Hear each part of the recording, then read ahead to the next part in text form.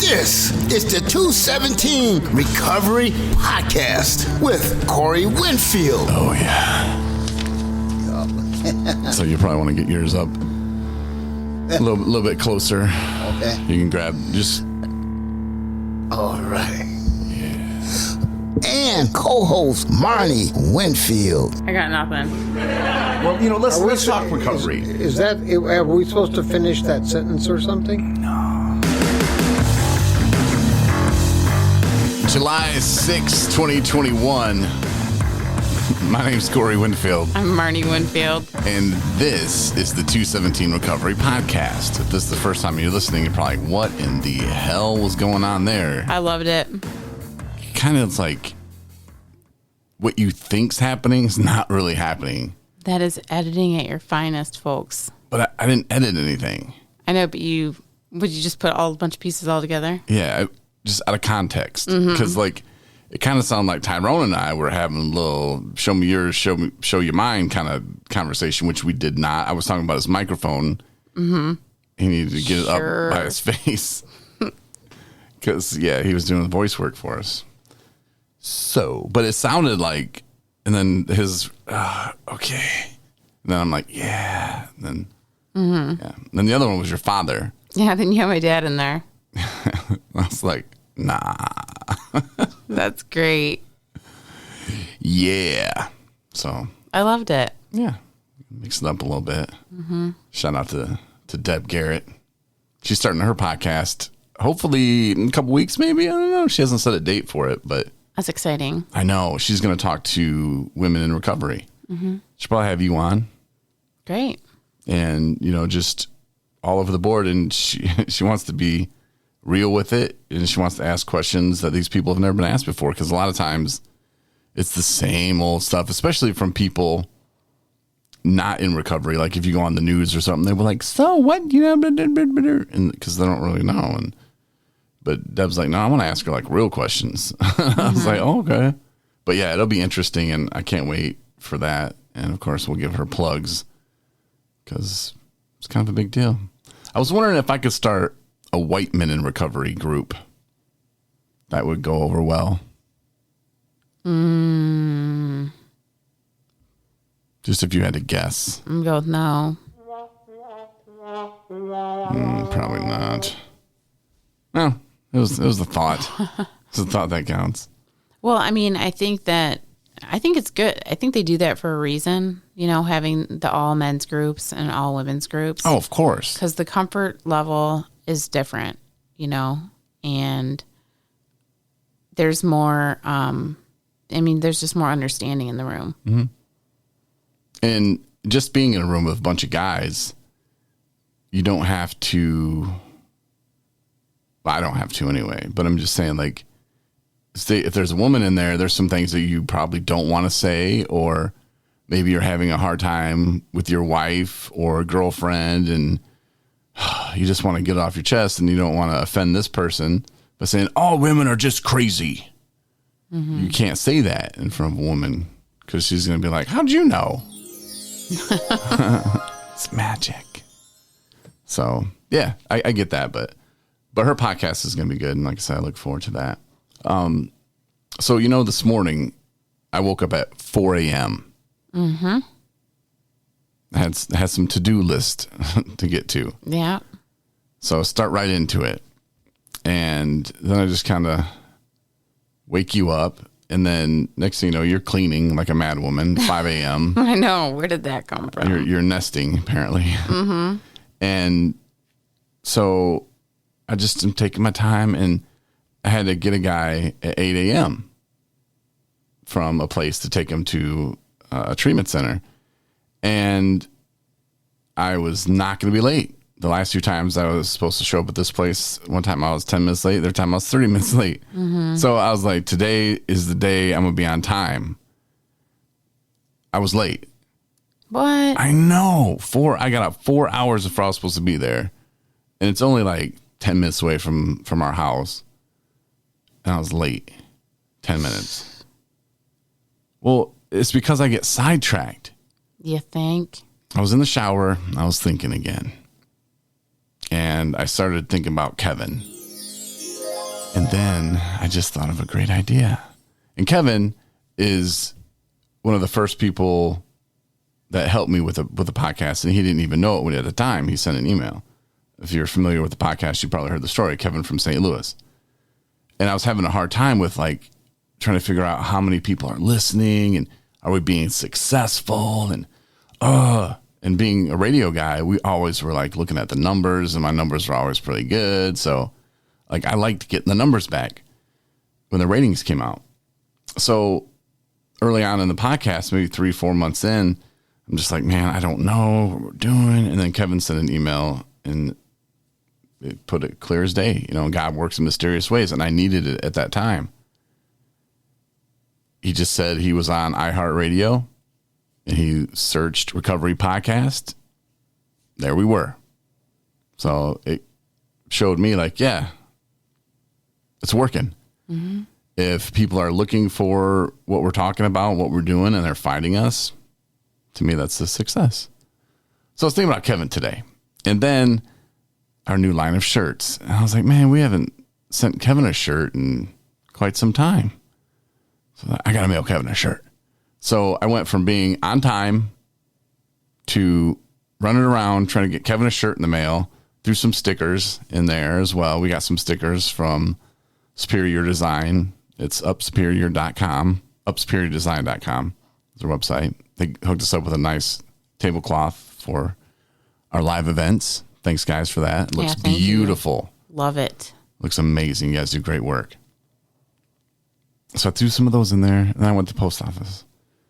And because of the holiday, that baby was stuffed. Like, I had to, like, you used to see me.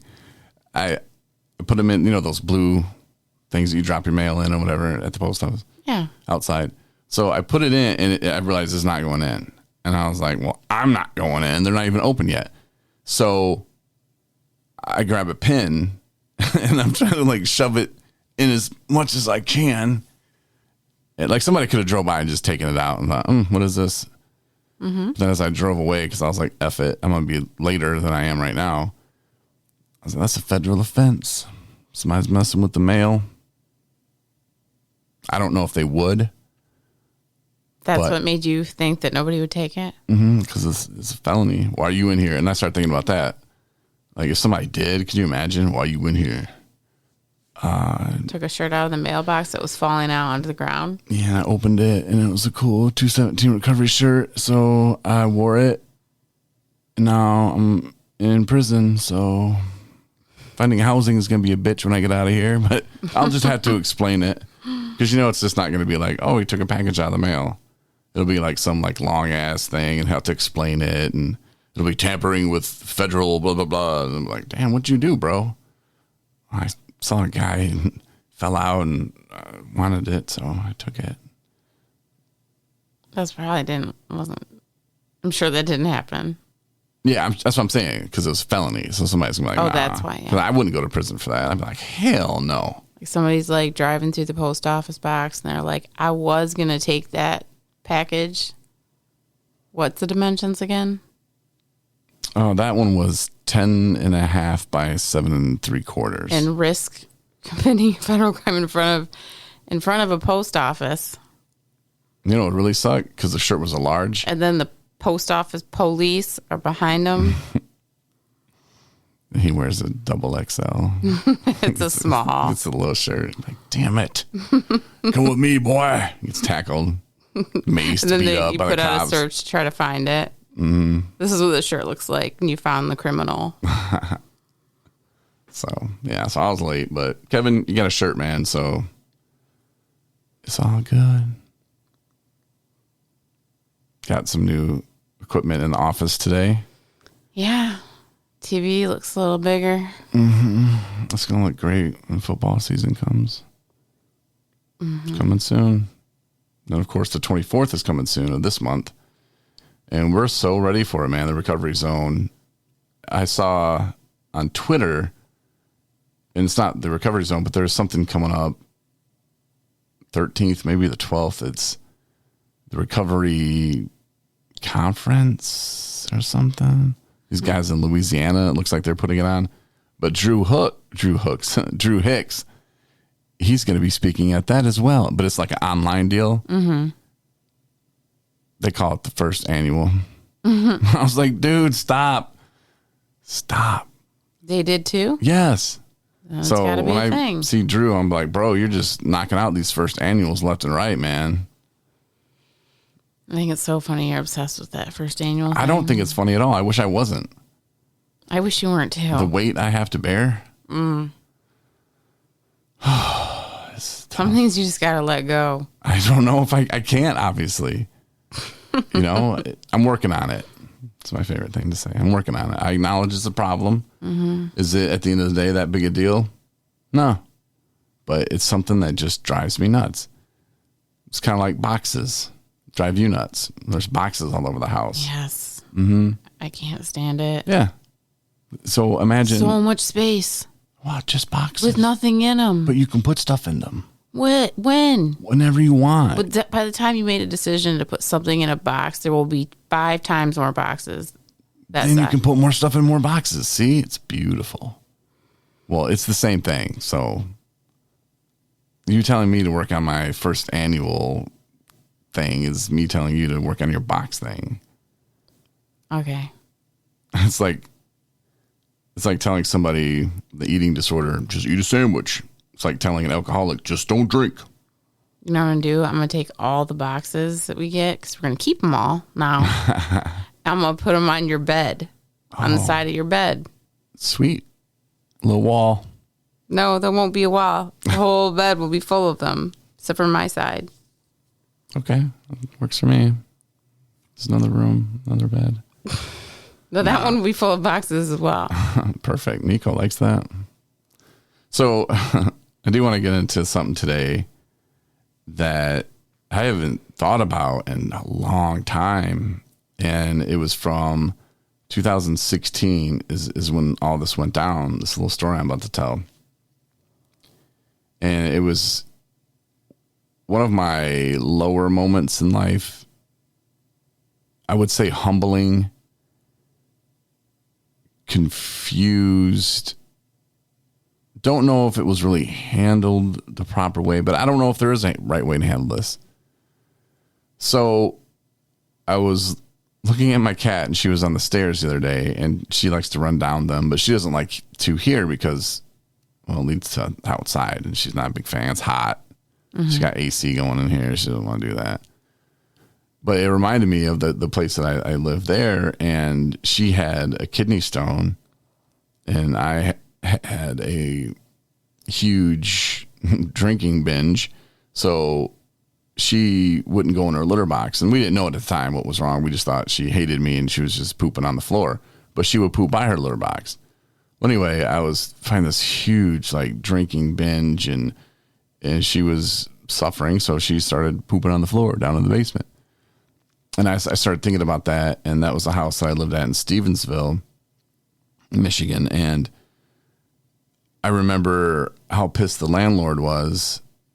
You know, he's just like, man, this is horrible. You know, like, this is going to smell like this forever. And I'm like, no, dude, it's not. And then I started thinking about how that whole situation went down.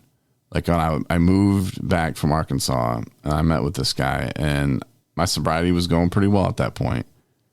I had a few months, and I was moving back home. I had found a place to live. Told the dude, you know, here's my deal. You know, at that time I had pretty good credit, and I sold him. You know, sold him that I was a good guy for this house that, you know, should have been for a family. And it just went downhill. I went into a major depression because the people that were supposed to move didn't, which is a very good thing. But at the time, I didn't see it like that. I just saw like, oh my God, I just threw away what I had in Arkansas, which I hated. I was not a big fan. I was away from family. I mean, I didn't like really much of it. But at the time it was, oh man, what did I do? And it's one of this major depression or whatever. But it got time to where when I went to get help for my depression at Pine Rest, I told the radio station, I told Paul Landecker, Dave Deutsch, told them that, hey, I'm going to go get help. And it was like right after my review, which they told me, no, this is the best the station sounded in like 6 years. Like, you're doing great. And I was like, all right, well, that's cool, but I need to go. And they're like, man, we got you, dude. Just go what you need to do. And so I did. And then I get out and they're like, we need to meet with you immediately. And I was like, all right, well, the doc said I have like a week off, but you know, I'll meet with you. And I did. And that's when they passed me a letter saying I was suspended for 2 weeks with no pay and demoted from being program director, demoted from the morning show. And it was what? And I tried to like play it off like, oh yeah, it doesn't bother me, whatever, man. But man, that really was a kick in the nuts. I've been in radio 20 years, never been fired or nothing, you know. And I thought, wow, like I told, they knew I was going there. Like, this is insane, you know. And that really triggered me. And I ended up getting on medication, and I didn't feel like I could drive. And they wanted me to work at, you know, the afternoon shift, and I can't see at night anyway. So that turned into, I would do my show and I would leave. There was nothing for me to do. Like, I was doing everything there, and now they didn't want me to do anything except my show. And so I was like, all right, well, I'll come in early and I'll record my show and I'll leave because I want to make it home safely. And I started drinking, and I don't want to say the anxiety started really getting to me bad. And I'm sure the drinking had a lot to do with that, and just the whole depression thing. And it got to a point where I couldn't even get out of bed. Like, I wanted to crawl in a hole and die. Mm-hmm. So I called in to work. You know, I called in every day, or I emailed and said, hey, I'm not coming in. You know, I'm feeling like this. And then next thing I know, they sent out an email saying that I won't be returning, but I didn't get the email. They had already turned off my email. But one of my coworkers sent it to me, and she was like, hey, sorry to hear, like, what's going on? And I was like, what do you mean? She's like, that email. And she sent it to me, and I was like, oh, well, I guess I'm fired. And they shut off my phone because it was a company phone. At least the line was. So it was like, okay, I guess I'm fired. Like, wow, that just happened. Got more to drink, you know, and started from there. But then, you know, I called the EEOC and said, look, man, they fired me because I was depressed. And they did a report, which I saw, like, I don't know, a couple weeks ago. I saw some of it, and I was shaking my head because they said that I no-showed, no call in for 3 days. I'm like, I got the emails. Like, what are you talking about? You know, like, just because you shut my email off doesn't mean that I didn't already have them saved. Mm-hmm. But, you know, it just shows the character of those people. But anyway, at the time, now I'm broke. Don't have a job. Don't have any money. I don't know what to do. And so I just started drinking, and that, of course, made everything completely worse. I go back to Pine Rest in Grand Rapids, and I get out, and I'm trying to be positive about it, and there's really nothing positive because now I'm gonna have to go, you know, stay with mom. And I was 36 at the time, 37. And who wants to do that at 37 when, you know, a year ago I really wasn't doing that well. But financially, when you start thinking about, oh, this is what I had, you know, I had a job, I was functioning, you know, I could pull it off. You know, doing 2 shows, man, on the radio, like I had it together. But really, it was just ticking time bomb. But then it got to a point where the landlord wanted his money. He wanted his rent. I had signed a year lease. I didn't know what I was going to do. And I remember he came over one day and he started like pounding on the door, not pounding, but he was knocking. And I was laying on the couch and I was so hungover, and I was sick. My liver at that time was not good. It was just getting over, you know, almost dying. So it just made it twice as bad. And I just remember going, no, please don't come in, you know. And he's like, okay, well, are you okay? And I was like, yeah. He's like, well, we need to talk. And I think my mom came over, and I was like, I don't know what to do. You know, I'm losing my mind. I just want to die. I want to leave this earth. I don't want to be here anymore. Like, I can't face these problems. And This isn't how I wrote it in my head. This isn't how it was going to go down. And my mom, who has always been very supportive of me, and she's been through it all right there with me, said, well, let's call them. And she called them, and she made me go with her. She arranged a meeting at this guy's house. And he's well off in a nice big house. You know, I'd say he's upper class, and I come from working class, middle class, you know. There's a big difference there with just everything. Mm-hmm. And I go over there, and, you know, these people, this big ass nice house, and I'm just sitting there feeling like the size of an ant, you know, like, and my mom just goes in to explain, like, look, my son's an alcoholic, and he's had problems, and blah, blah. And I felt so embarrassed. I felt so ashamed.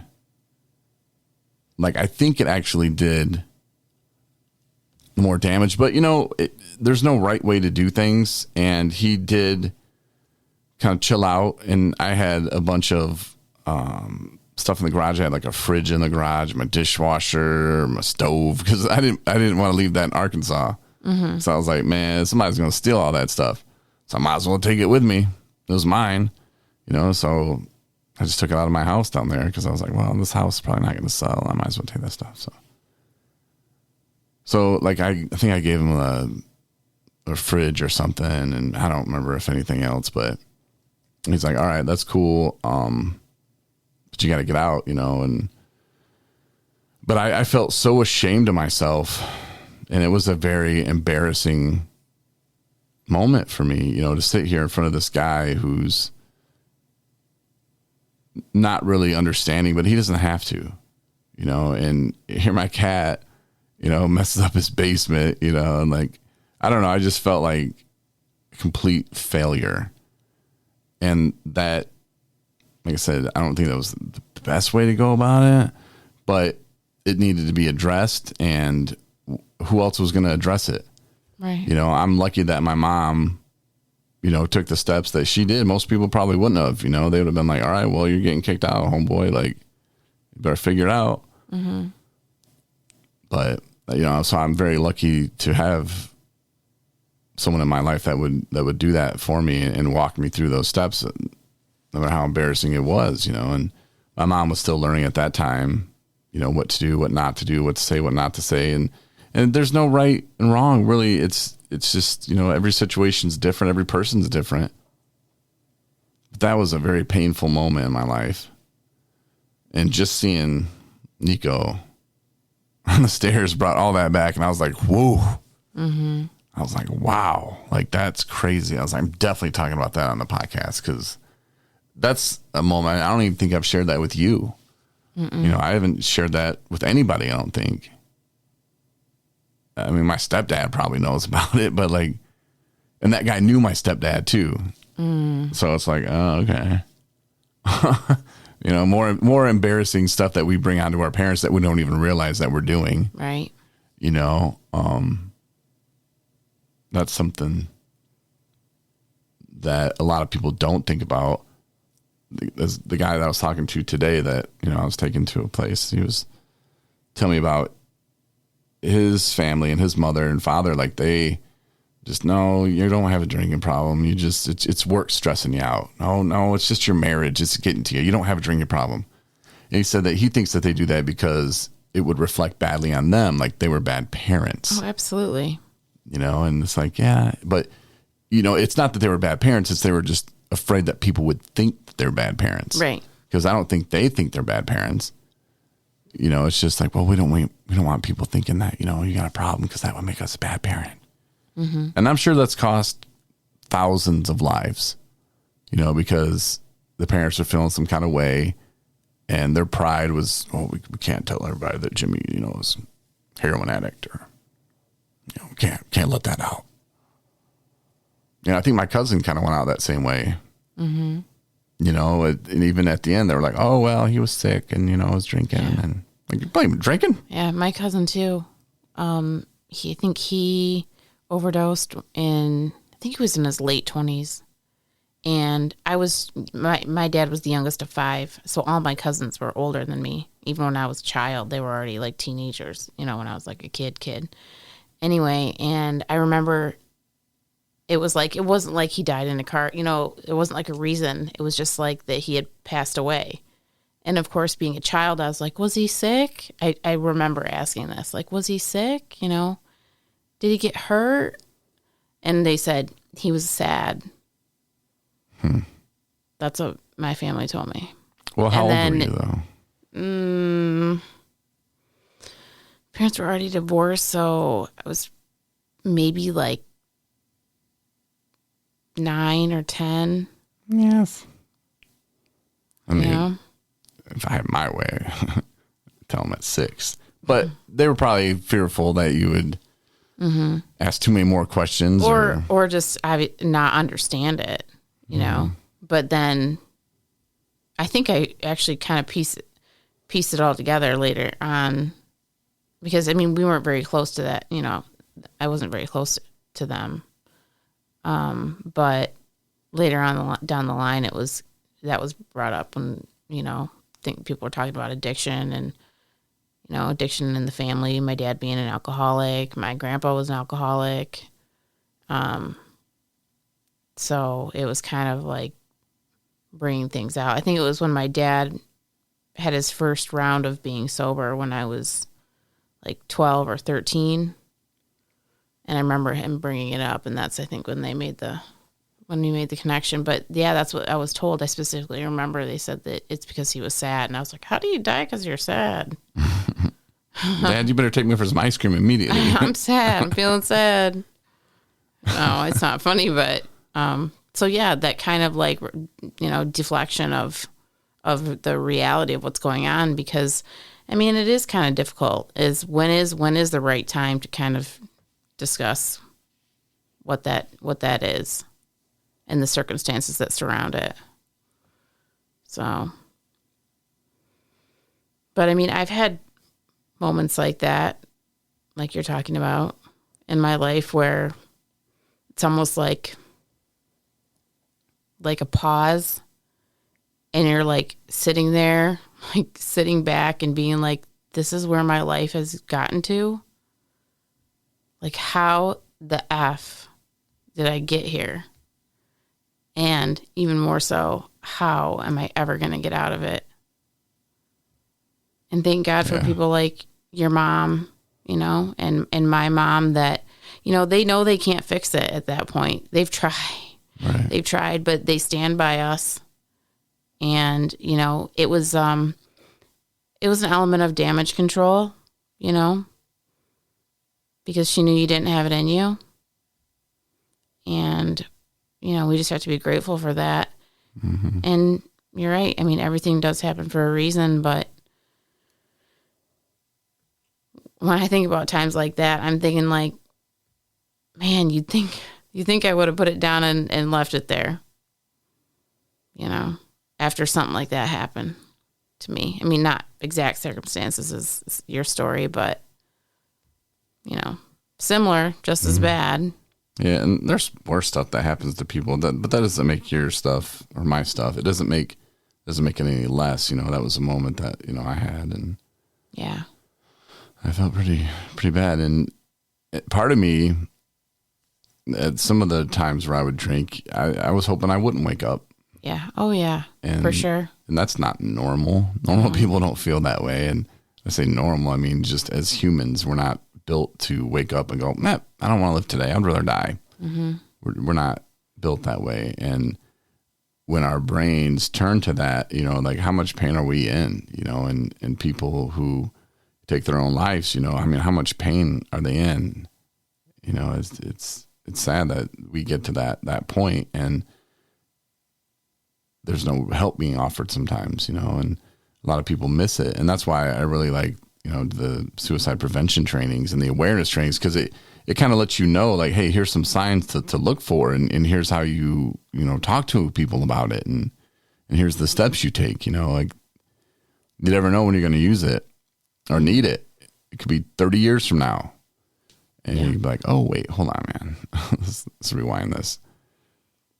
But Yeah. So that was a moment. And then I had a drinking dream, but I didn't drink in the dream, but I was planning it. And you were in it. And I used to drive a Jeep Cherokee Sport, 99 or something, 2000. I don't remember. But I had like that, and it was filthy. The papers, it's trash, probably pop bottle. I mean, the car was just, it was a wreck. And I thought, man, this is perfect. And I was like looking through some stuff, and pulled up a bottle of Zima, and I used to drink those, like the 22-ounce Zimas, and I'm like, oh, I'll just hide this under more trash, and she won't know. And I was trying to hide it from you, and I figured I could get the Zima and then some more liquor, like hard liquor, and I could drink it. I was trying to like plan it out to where what I used to do when I would go to work, like the next day, I'd be like, okay, I need to get done drinking by 11 because I need 12, 30, 1, 2, 3, 4. I would count the hours. Like, okay, and then I should be good, at least legal to drive to work. So I need to go to bed by midnight, or whatever time it was. And so I was kind of doing that thing, like, well, she's going to be home at 5, so I can, well, I'll just drink half of it. And then, if she smells it on me, I'll just tell her she's crazy, or I'll try to stay away from her. And like in my dream, I'm like planning all this like deceitful stuff. And I woke up and I was like, holy hell. And I hate that feeling of waking up from a using dream. And, like I said, I didn't use, but I did. I was planning it out. I had it all ready to go. And I just don't like feeling that deceitful now. And back then, maybe that's what kept us using too, is because we did feel that deceitful until we started getting drunk again. Right. And then it all goes out the window. Who cares, kind of mentality. And Yep. Well, today I do care, and I don't ever want to feel that way. I know.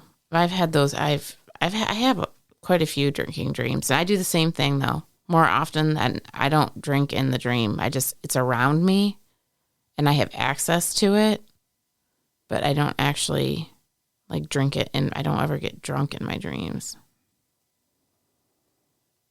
I think I have before, but I don't know. Anyway, don't you just love the feeling though when you like come to and you're like, thank God I am where I am right now. Mm-hmm. Like I love my life. Well, it sucked too because I woke up and you were gone. You weren't in bed.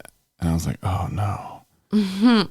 And that whole, I'm like trying to like, wait a minute, hold on. Let's just shake this off here because no, I have to figure out where she's at, because I didn't want to be like, oh, well, she's not here. Like, hey, man. Like, it was like pouncing on me, like, hey. And of course, I was like, that's the dumbest thing ever. And you came in and I'm like, honey, listen to this. This is crazy. I hated it. But yeah, but it is a relief. But yeah, it takes me about 3 or 4 minutes to just kind of come to and just, like I said, shake it off almost. Yeah. And it's just like, whoa. And then I become grateful that I'm not doing that today. Right. It's something that, over time, it flips, it goes from, oh, I'm missing out on something to, man, what I missed out on was life and now I can live it. So true. Can't take, we can go back in time, but they just haven't figured it out yet. So we can't do anything about the past. Just living in today and, what can I accomplish before the good Lord calls my number? Yeah. Can I get done? And there's a lot of things I want to do. So that's my PSA for the day. Yeah. It's good. Thanks. Appreciate it. Appreciate all you. Yep. Thanks. Appreciate it. Those crickets are going for a long time. I know. I had to turn off. There's something else I wanted to talk about too. Oh, yeah. Speaking of time travel, so we watched that new movie with what's his face in it. That guy from Dylan O'Brien. No. He does not look like the other guy, the Brody guy. No, the dude that's in the spaceship movie with what's that guy's name? We watched Guardians of the Galaxy. Chris Pratt. Thank you. I got it. It was a good movie.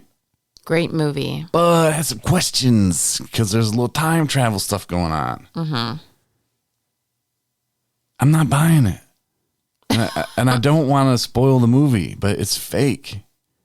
It's not even close to being how it really works. Because, okay, let me just set it up for you. So the future, there's these aliens and they're killing everybody. I mean, everybody. They're killing everybody. And so these guys from the future come back, boom, and they're like, all right, we're doing a draft and we're going to start sending you guys back to the future to fight, pretty much be meat. I mean, they weren't really fighting much, you know. We're going to send you back to the future and you can be our army because they've already killed our army. Like, that doesn't even make any sense. That's stupid. Why didn't they figure out, okay, we got to warn the people in the past. That's the only way. And just outbreed them. Like, they know where it came from. No, sort that's of. what they did. That's what they had to do. You're missing out. A The whole sixth story. grade kid figured it out. Right, but they only figured it out because they sent people into the future and then they came back with like whatever information. Then that's how they figured out where they could go and find the source before it became. Okay, so We're giving it away. A guy had a little claw from Alien he brought back, and they were like, oh, it's a nail. Like, look under there and see what's on. Oh, there's some volcano stuff in there, and there's some ash. And brr. Why didn't they bring that back? That guy was jumping back and forth the whole time. Why didn't he just go, hey, why don't you look at check out this fingernail from this stupid thing? Tell where it came from. We'll go there and we'll kill him. You know, like, why? It just didn't make any sense. Well, it's a good thing it's a movie. So then. so it took the people from the future to grab some podunk guy from the past to bring him. They go, hey, let's go, let's solve it up right now. You know, like, no, that's stupid. Like, I don't know. Other than that, though, it was a good movie. It was a great movie. But their whole time travel, they don't know about time travel. So maybe if something like that actually happens in our world, then you can just be like, hey, I saw a movie about this once where they tried to do it this kind of way. Let me tell you how you're supposed to do it. And you could save the world yourself. Mm-hmm. Maybe I already have. Maybe you already have. Maybe I already just came by back and having this talked to myself. podcast. You know? So what's it called again? The movie? Tomorrow War, I think. That's the name of the movie? I think it's pretty sure. It's not what you said before. What do you mean? The name of the movie. What? I didn't say the name of the movie. Oh. So the guy from that one movie, and that one movie was Guardians of the Galaxy. I don't remember. I don't remember the name of this one. Yeah, it's the Tomorrow War or something. Anyway, it's a good movie. Yeah. So like, watch if you can it. get past the whole. And there's other twists and turns in it that make it more of a story. He's just leaving out that stuff. Yeah, just know it's a movie. It's not real. It's not how you really go back in time. If you can get past that, you might enjoy it. Other than a couple scoffs during it, he saves all of this discontent until this podcast, just so you know, too.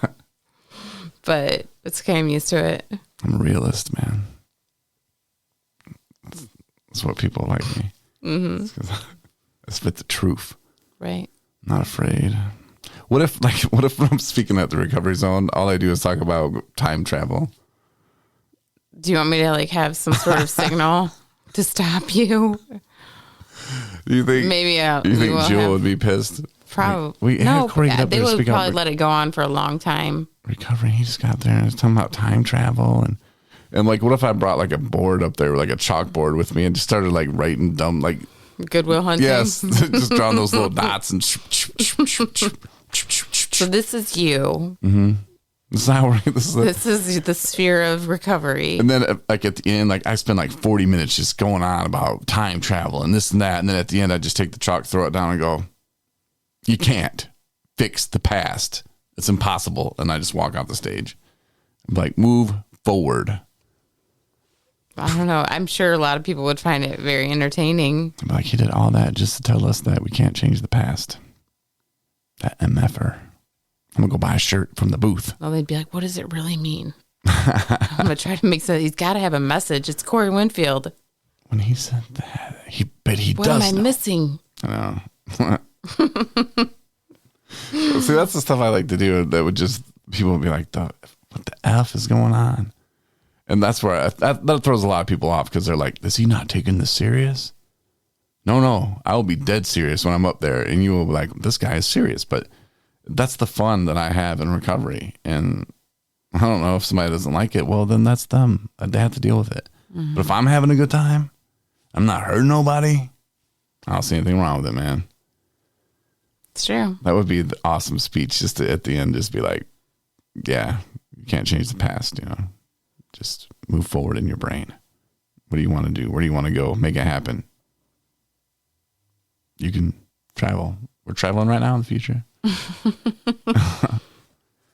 People that are listening to this podcast, you're not getting that time back. Right. Not going to happen.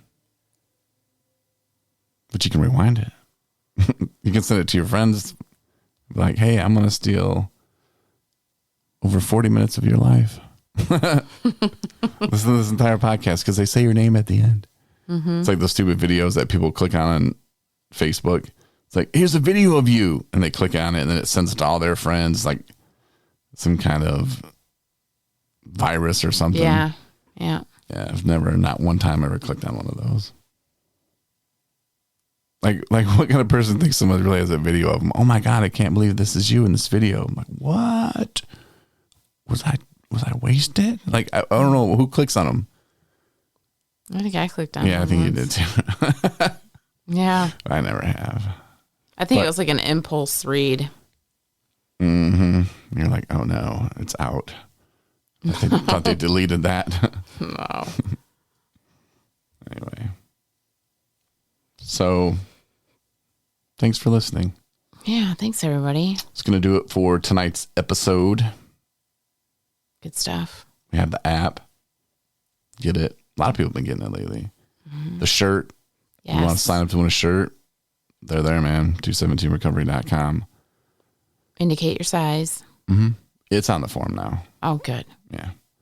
You know, and you'll probably get one in the mail. So that. Oh, and then the fall line. I know it's a little early to be talking about fall. I'm excited. We do have sweatshirts that are going to be up at a store on our website. And I'm telling you, these shirts are, and I don't want to say dope, but they are. Mm-hmm. They're pretty hip, and you'll like them, and you'll want one, and your wife will want one, your girlfriend will want one, your boyfriend will want one, your mom will want one, grandma, she might want one too. Mm-hmm. But we'll have the sizes and the colors. We're not going to go too crazy all over the board with them, but you'll like it.